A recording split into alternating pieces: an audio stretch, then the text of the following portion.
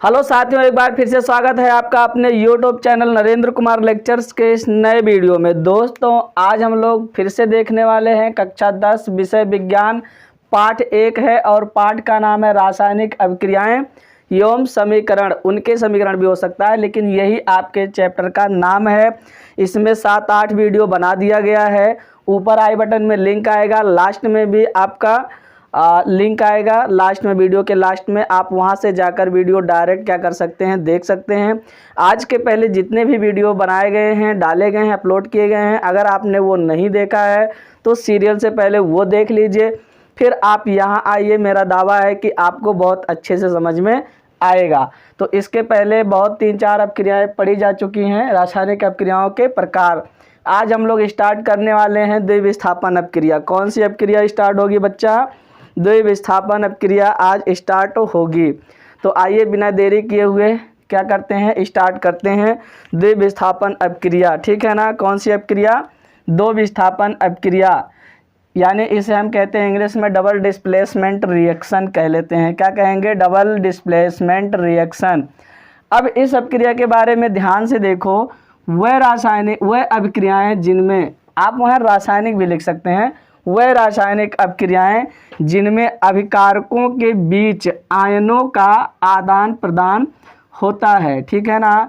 वह रासायनिक अपक्रियाएं जिनमें, यानी कि जिसमें अभिकारक तो होंगे ही, अभिकारकों के बीच क्या होता है, अभिकारकों के बीच आयनों का आदान प्रदान होता है। ठीक है? आदान प्रदान का मतलब कुछ दे देना और कुछ ले लेना। यहाँ आयन है, यहाँ क्या है, यहाँ आयन है, आयन दिया जाएगा और आयन ही लिया जाएगा। लेकिन आदान प्रदान का मतलब होता है कुछ देना तो कुछ लेना। जैसे आप क्या करते हैं कि आप पैसा ले जाके दुकान पे देते हैं और दुकान से आप सब्जी ले आते हैं। ठीक है ना?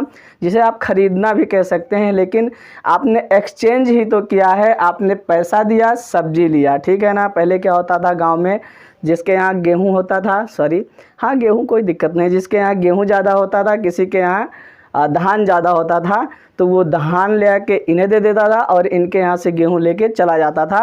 ये हो गया आदान प्रदान। ऐसे यहाँ होने वाला है, ऐसे यहाँ होने वाला है, लेकिन यहाँ अभिकारकों के बीच में क्या होगा, केवल आयनों का आदान प्रदान होगा। आयन आप जानते हैं 2 तरह के आयन होते हैं, एक तो होगा आपका ऋण आयन और एक होता है धन आयन। ठीक है? ये 2 आयन होते हैं, आप याद रखिएगा। तो आगे देखो, इसमें क्या है, वह रासायनिक अपक्रियाएं जिनमें अभिकारकों के बीच आयनों का आदान प्रदान होता है, उन्हें क्या कहते हो? उन्हें हम द्विविस्थापन अपक्रिया कहते हैं। क्या कहा जाता है? द्विविस्थापन अपक्रिया कहा जाता है। यानी कि यहाँ 2 लोग क्या होंगे, 2 अभिकारकों के बीच में आयनों का आदान प्रदान होगा। अभी आप समझ जाएंगे, ध्यान से देखिए।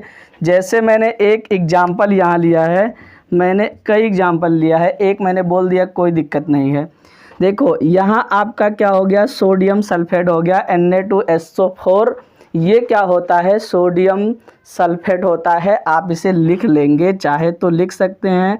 ये होगा सोडियम सल्फेट। ये क्या है? Sodium sulphate. बेरियम क्लोराइड है, ये क्या है? Barium chloride. देखो यहाँ आपका सोडियम किसके साथ है?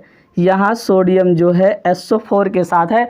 अगर किसी के साथ SO4 लग गया, किसी के साथ SO4 लग गया तो वो क्या हो गया? सल्फेट हो गया। क्या हो गया? सल्फेट। याद रखना, अगर किसी के साथ SO4 लग जाता है तो वो उसी का सल्फेट हो जाता है। जैसे Ba के साथ लगा तो बेरियम सल्फेट, Na के साथ लगा तो सोडियम सल्फेट, K के साथ लग जाए तो कैल्शियम पोटेशियम सल्फेट। ठीक है ना?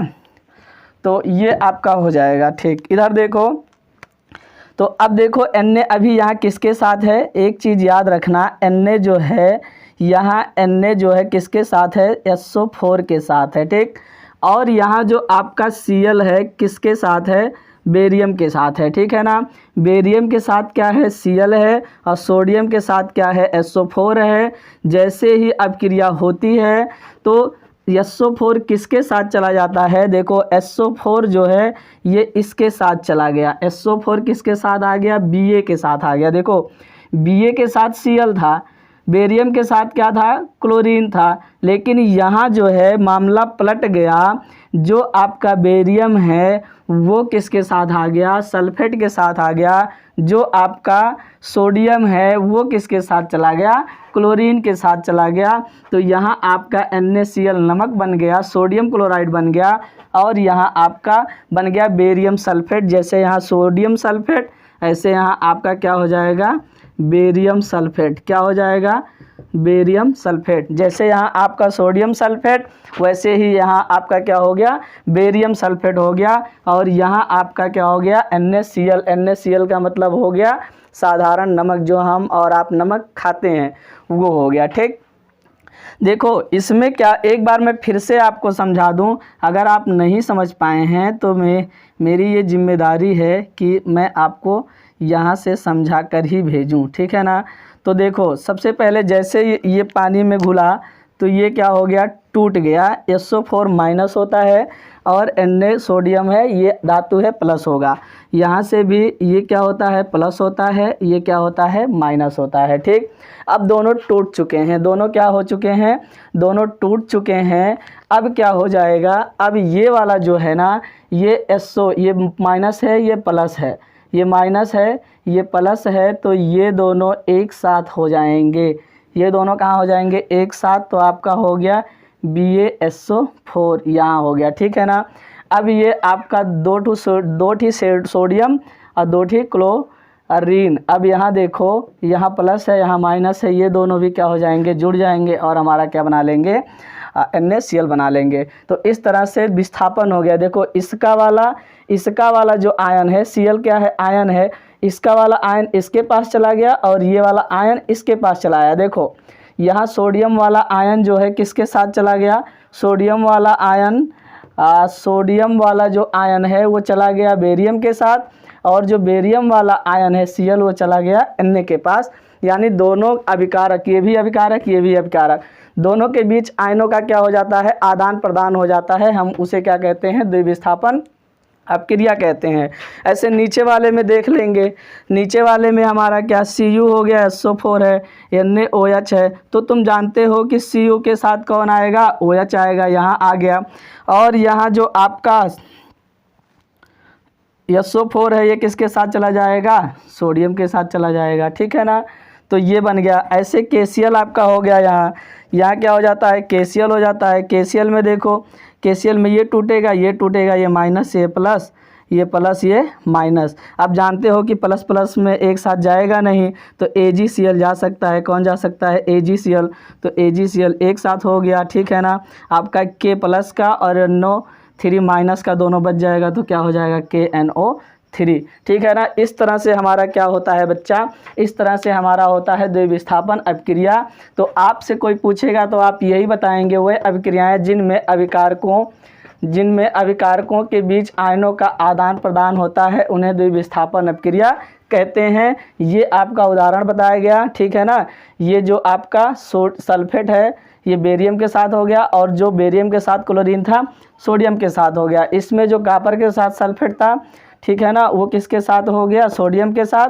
और जो OH था इसके साथ, हाइड्रोक्साइड इसके साथ जो था सोडियम के साथ, वो किसके, कॉपर के साथ हो गया। यहाँ जो आपका KCl है, इसमें जो Cl आयन है वो किसके साथ हो गया, Ag के साथ हो गया। किसके साथ हो गया, Ag के साथ। और जो Ag वाला है किसके साथ हो गया, K के साथ हो गया, ठीक है ना। तो इस तरह से हम क्या इसे जानते हैं, इस अभिक्रियाओं को क्या जानते हैं, द्विविस्थापन अपक्रिया के नाम से जानते हैं, ठीक है। आगे देखो, नोट में क्या देखना है आपको, नोट एक लाइन लिखा गया है, जिस अपक्रिया में जल अविलेय लवण यानी अवक्षेप, जब जल में जो मतलब कोई ऐसा पदार्थ बन रहा है कि जो जल में नहीं घुलेगा ही नहीं, उसे हम क्या कहते हैं, अवक्षेप कहते हैं। वो तली में बैठने वाला है, या फिर ऊपर भी तैर सकता है, तली में बैठेगा, ठीक है ना। यानी कि जो जल में नहीं घुलेगा उसे हम कह लेते हैं अविलेय, यानी अवक्षेप कह लेते हैं। क्या कहेंगे बच्चा, अवक्षेप कहेंगे। तो इसमें एक लाइन लिखा है कि जिस अपक्रिया में जल अविलेय लवण, जल अविलेय यानी कि जल में विलय नहीं होगा, जल अविलेय लवण यानी ब्रैकेट में मैंने लिखा अवक्षेप, उसे क्या कहते हैं, अवक्षेप कहते हैं। प्राप्त होता है वह अपक्रिया अवक्षेपण अपक्रिया कहलाती है। वह अपक्रिया क्या कहलाएगी? अवक्षेपण अपक्रिया कहलाएगी। क्या कहलाएगी बच्चा? अवक्षेपण अपक्रिया। स्याही ज़्यादा भर दिया ना, वही निकल रहा है बार बार। तो जिस अपक्रिया में जल अविलेय लवण यानी अवक्षेप प्राप्त होता है, अगर कोई ऐसी अपक्रिया हो रही है जिसमें क्या मिल रहा है? अवक्षेप मिल रहा है, जो पानी में नहीं घुलेगा, तली में बैठ जाएगा, वो क्या कहलाएगा? अवक्षेपण अपक्रिया कहलाएगा। अगर मैं इसका उदाहरण देना चाहूँ तो इसका उदाहरण यही है लल्ला। इसका उदाहरण कौन है? इसका उदाहरण यही है, ठीक है ना। इसका उदाहरण कौन है? ये रहा, ठीक है ना। ये इसका क्या है?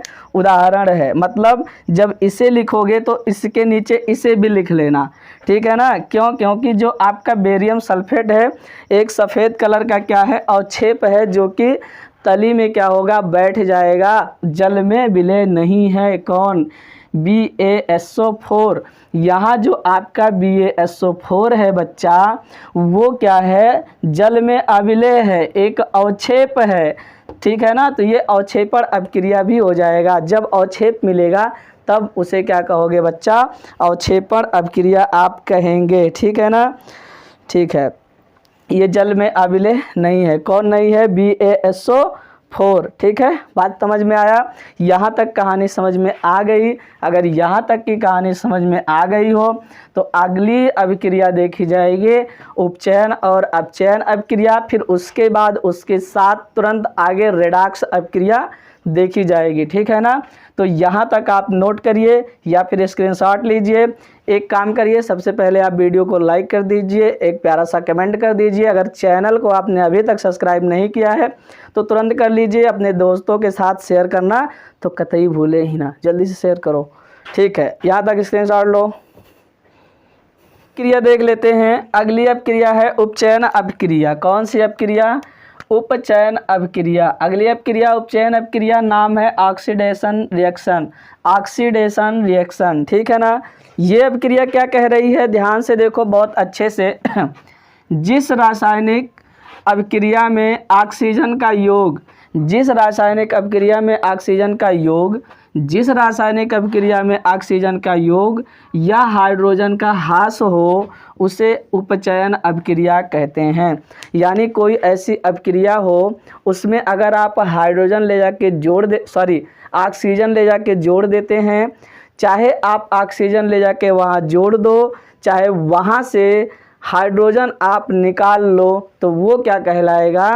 उपचयन अपक्रिया, ऑक्सीडेशन रिएक्शन कहलाएगा। फिर से सुनो, कोई ऐसी अपक्रिया है, उस अपक्रिया से चाहे आप जो है ऑक्सीजन ले आके जोड़ दें उसमें, चाहे ऑक्सीजन ला के जोड़ दो, चाहे उसमें से हाइड्रोजन निकाल लो, ये अपक्रिया क्या कहलाएगी?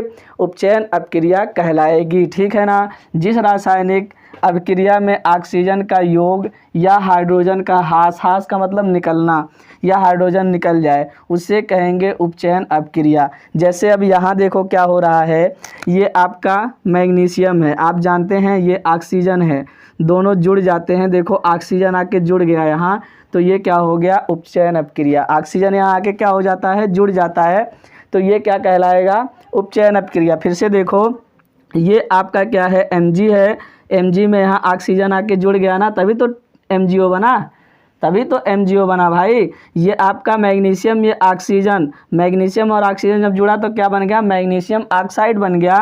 तो यहाँ ये है उपचयन अपक्रिया। यहाँ देखो ये सल्फर है और ये क्या है? ऑक्सीजन है। सल्फर और ऑक्सीजन, देखो ये ऑक्सीजन यहाँ जाके जुड़ गया है, तभी तो SO2 हुआ है। तब जब ये ऑक्सीजन जाके कहीं जुड़ेगा, ऑक्सीजन कहीं जाके जुड़ेगा, तो वो कौन सी अपक्रिया होगी? वो होगी उपचयन अपक्रिया। यहाँ देखो ऑक्सीजन आके जुड़ गया और सल्फर क्या हो जाता है? निकल जाता है। ऑक्सीजन यहाँ आके जुड़ गया, ऑक्सीजन यहाँ आके जुड़ गया और यहाँ से कौन निकल गया? सल्फर निकल गया, ठीक है ना। तो यहाँ भी क्या हो रहा है? उपचयन अपक्रिया हो रहा है। क्या हो रहा है? उपचयन अपक्रिया हो रहा है। अब ध्यान से सुनो, इन दोनों में Mg तथा S का उपचयन हो रहा है। क्या हो रहा है? उपचयन हो रहा है, ठीक है ना। ये जो ऊपर की दो अपक्रिया है इसमें Mg तथा S का क्या हो रहा है, उपचयन हो रहा है। बात समझ रहे हो कि नहीं, ठीक है। और नीचे वाले में H2S का उपचयन हो रहा है, इसमें H2S का हाइड्रोजन सल्फाइड, देखो यहाँ हाइड्रोजन सल्फाइड है, यहाँ जैसे ऑक्सीजन आके जुड़ता है यहाँ से सल्फर निकल जाता है, तो H2S का उपचयन हो रहा है। क्या हो रहा है, उपचयन हो रहा है, ठीक है ना। तो ये जो ऊपर की दो अपक्रिया हैं लल्ला, इसमें जो है आपका Mg और S का क्या हो रहा है, उपचयन हो रहा है। और नीचे वाली जो अपक्रिया है उसमें क्या हो रहा है, H2S का उपचयन हो रहा है। यहाँ तक कहानी समझ में आई?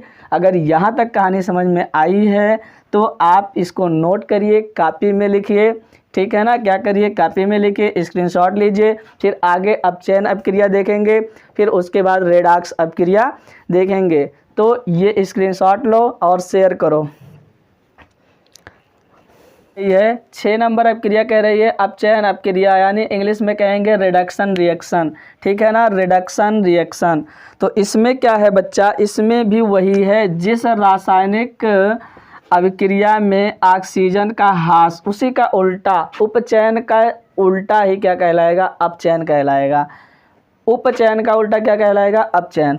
जिस रासायनिक अपक्रिया में ऑक्सीजन का ह्रास या हाइड्रोजन का योग हो, ठीक है ना, चाहे इसमें से, इसमें क्या होगा, ऑक्सीजन यहाँ से निकलेगा, ऑक्सीजन अपक्रिया से क्या होगा, निकलेगा, अपक्रिया होगी तो ऑक्सीजन निकलेगा, चाहे हाइड्रोजन आके जुड़ेगा, चाहे हाइड्रोजन ला के जोड़ दो, चाहे ऑक्सीजन निकाल दो, ये अपक्रिया क्या कहलाएगी, ये अपक्रिया अपचयन अपक्रिया कहलाएगी, रिडक्शन रिएक्शन कहलाएगी, ठीक है ना। तो जिस रासायनिक अपक्रिया में ऑक्सीजन का ह्रास हो, ऑक्सीजन निकल रहा हो या हाइड्रोजन आके जुड़ रहा हो, उसे क्या कहेंगे, अपचयन अपक्रिया कहते हैं। जैसे यहाँ अगर ध्यान से देखो तो यहाँ 2MgO मैग्नीशियम ऑक्साइड है, यहाँ से देखो ऑक्सीजन क्या हो गया, निकल गया है, यहाँ से ऑक्सीजन निकल गया है, सीधे सीधे मैग्नीशियम बचा है। यहाँ देखो, यहाँ से भी आपका ऑक्सीजन निकल गया है, सीधे सीधे KCl बचा है, ठीक है ना।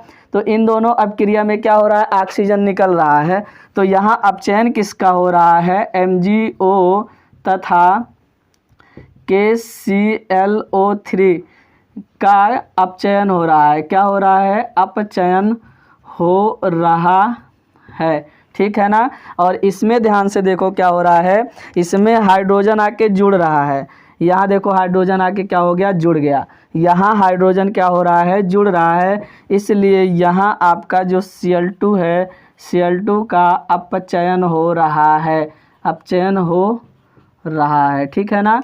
तो इन दोनों अपक्रिया में ऊपर वाले में क्या हो रहा है, MgO तथा KClO3 का अपचयन हो रहा है, और नीचे वाले में क्या हो रहा है, Cl2 का अपचयन हो रहा है। यानी अपचयन वाली अपक्रिया में हाइड्रोजन चाहे ला के जोड़ दो, चाहे वहाँ से ऑक्सीजन निकाल के फेंक दो, तो ये कौन सी अपक्रिया होगी, ये अपचयन अपक्रिया होगी, ठीक है ना। इतना अच्छा से बताया जा रहा है, आप वीडियो को लाइक तो कर दें, कमेंट भी कर दें। चलिए ठीक है, आगे आपकी मर्जी करो या ना करो, लेकिन पढ़ो मन से। चलो ठीक है, इधर देखो, इसको नोट करो। फिर आगे रेडॉक्स अपक्रिया, सबसे महत्वपूर्ण अपक्रिया, बोर्ड में कई बार पूछी जा चुकी है, रेडॉक्स अपक्रिया अब पढ़ेंगे उसे। अगली अपक्रिया है, अगली अपक्रिया रेडॉक्स अपक्रिया। कौन सी अपक्रिया, रेडॉक्स अपक्रिया।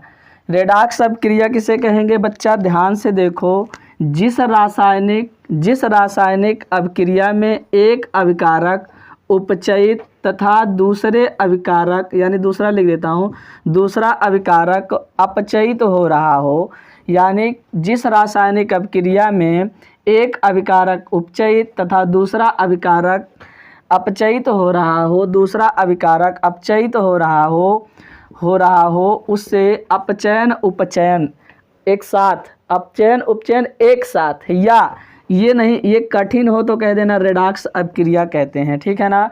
उसे क्या कहते हैं, अपचयन उपचयन या फिर रेडॉक्स अपक्रिया कहा जाता है, ठीक है ना। जिसमें अपचयन भी हो उपचयन हो, दोनों साथ साथ होना चाहिए, तब क्या होगा, वो रेडॉक्स अपक्रिया होगा, ठीक है ना। जिस रासायनिक अपक्रिया में एक अभिकारक उपचयित तथा दूसरा अभिकारक अपचयित हो रहा हो, उसे उपचयन अपचयन या रेडॉक्स अपक्रिया कहते हैं। दोनों एक साथ होना चाहिए, दोनों क्या होना चाहिए, एक साथ, तभी वो क्या कहलाएगा, रेडॉक्स अपक्रिया कहलाएगा। ध्यान से देखो, अभी हम आपको समझा देते हैं। यहाँ से जब आप यहाँ आते हो, यहाँ से कॉपर में यहाँ देखो, यहाँ क्या है, ऑक्सीजन है, यहाँ क्या है, ऑक्सीजन है, लेकिन यहाँ आके देखो जब ताप दिए तो ऑक्सीजन निकल गया। यहाँ पहले क्या है, ऑक्सीजन जुड़ा है, और जब इधर आके देखते हैं तो ऑक्सीजन नहीं है, यानी किसी भी अपक्रिया से ऑक्सीजन का निकलना क्या कहलाता है, अपचयन कहलाता है। तो इस वाले में क्या हो रहा है, अपचयन हो रहा है, ठीक है ना। इस वाले में क्या हो रहा है, अपचयन हो रहा है। यहाँ हाइड्रोजन अकेले है और यहाँ ऑक्सीजन आके जुड़ गया, यहाँ हाइड्रोजन अकेले है और यहाँ ऑक्सीजन आके जुड़ गया।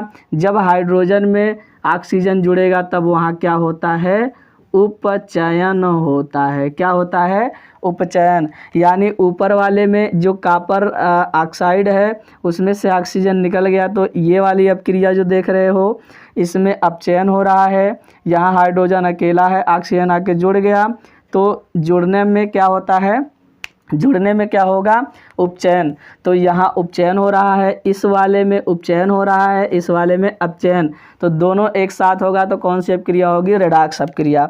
यहाँ ध्यान से देखो, इस वाले में देखो, इस वाले में ऑक्सीजन क्या हो गया, निकल गया, तो यहाँ क्या होगा, अपचयन। क्या, अपचयन, ऑक्सीजन निकल गया तो अपचयन। और इस कार्बन में देखो आके जुड़ गया, कार्बन में, यहाँ कार्बन अकेला था, ऑक्सीजन आके जुड़ गया, तो ये हो गया उपचयन, ठीक है ना। और दोनों मिला के क्या होगा, रेडॉक्स अपक्रिया। ये आपका पहला एग्जाम्पल और ये दूसरा एग्जाम्पल, ठीक है ना।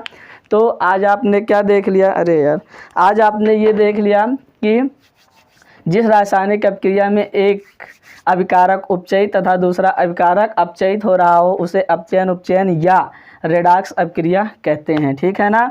तो यहाँ आपका क्या हो गया, यहाँ जो आपका कॉपर ऑक्साइड है इसमें ऑक्सीजन जुड़ा है, लेकिन जब इधर आते हो ताप देने के बाद तो ऑक्सीजन निकल गया, यानी यहाँ अपचयन हो गया।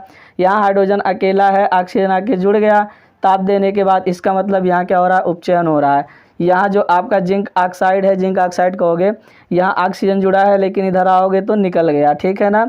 तो यहाँ अपचयन हो रहा है, लेकिन यहाँ कार्बन अकेला है, यहाँ आके ऑक्सीजन जुड़ गया, तो इसका मतलब यहाँ क्या हो रहा है, उपचयन। यानी जब दोनों अपक्रियाएं साथ में होती हैं, अपचयन उपचयन, तो क्या कहलाएगा, रेडॉक्स अपक्रिया। तो अगर वीडियो समझ में नहीं आया तो आप पीछे चले जाइए, बैक फिर से देखिए, आपके समझ में आ जाएगा।